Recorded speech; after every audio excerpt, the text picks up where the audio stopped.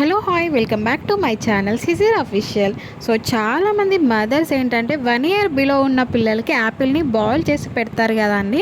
అలాగే ఇంకొంతమంది half boil కింద చేసి ప్యూరీ లాగా పిల్లలకి తినిపిస్తారు కదా. సో అస్సలు అలా చేయొద్దండి. ఎందుకంటే మనం యాపిల్ని బాయిల్ చేసి పిల్లలకి పెట్టడం వల్ల యాపిల్లో ఉండే విటమిన్స్ అన్నీ పోతాయండి. సో విటమిన్స్ అన్నీ పోయినప్పుడు మనం యాపిల్ని పెట్టి ఏం యూజ్ అవుతుందండి. సో అందుకని చెప్పేసి చాలామంది కిడ్స్ డాక్టర్స్ కూడా ఇదే చెప్తున్నారండి, యాపిల్ని బాయిల్ చేసి పిల్లలకి ఇవ్వద్దని. సో మనం యాపిల్ని బాయిల్ చేయకుండా ఏ విధంగా మనం పిల్లలకి పెట్టాలో ఈరోజు వీడియోలో అయితే మీతో షేర్ చేసుకుంటాను. అలాగే మన ఛానల్ ఎవరైనా కొత్తగా చూస్తున్నట్లయితే ప్లీజ్ సబ్స్క్రైబ్ చేయడం అస్సలు మర్చిపోవద్దు. ఇలా మనం యాపిల్కి ఉన్న స్కిన్ అంతా పీలర్తో కట్ చేసి ఒక మిక్సీ జార్లోకి అయితే వేసి మనం గ్రైండ్ చేసుకోవాలి. అది కూడా బిలో 1 year ఉన్న పిల్లలకి మాత్రమే గ్రైండ్ చేసి పెట్టుకోవాలండి.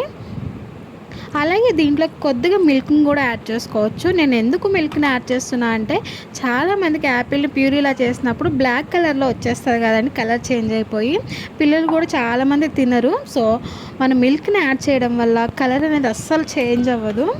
అలాగే మనం యాపిల్ని బాయిల్ చేసి పెట్టడం వల్ల యాపిల్లో ఉండే టేస్ట్ పోతుంది, అంటే విటమిన్స్ కూడా పోతాయండి. సో మనం యాపిల్ అనేది టేస్ట్ పిల్లలకి తెలియాలి. టేస్ట్ తెలిసినప్పుడే పిల్లలు చాలా ఇష్టంగా లైక్ చేసి తింటారు. సో మనం ఇలా ప్యూరీ లాగా చేసుకుని దీంట్లోకి మనం బనానా ప్యూరీ అయినా, క్యారెట్ ప్యూరీ, సపోటా ప్యూరీ ఇలాంటివి కూడా యాడ్ చేసుకోవచ్చు అండి. నేనైతే కొద్దిగా అయితే మా పాపకి సపోటా ప్యూరీని అనేది యాడ్ చేస్తున్నాను. సో చాలా టేస్టీగా ఉంటుంది, పిల్లలు టేస్టీగా ఉంటేనే తింటారండి. అందుకని చెప్పేసి మనం బాయిల్ చేసి పిల్లలకి ఏవి పెట్టొద్దు.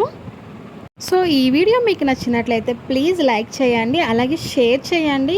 మీరు షేర్ చేయడం వల్ల ఈ ఇన్ఫర్మేషన్ అనేది ఇంకొంతమందికి రీచ్ అవుతుంది. సో అలాగే మన ఛానల్ ఎవరైనా కొత్తగా చూస్తున్నట్లయితే ప్లీజ్ సబ్స్క్రైబ్ చేయడం అస్సలు మర్చిపోవద్దు. Thank you.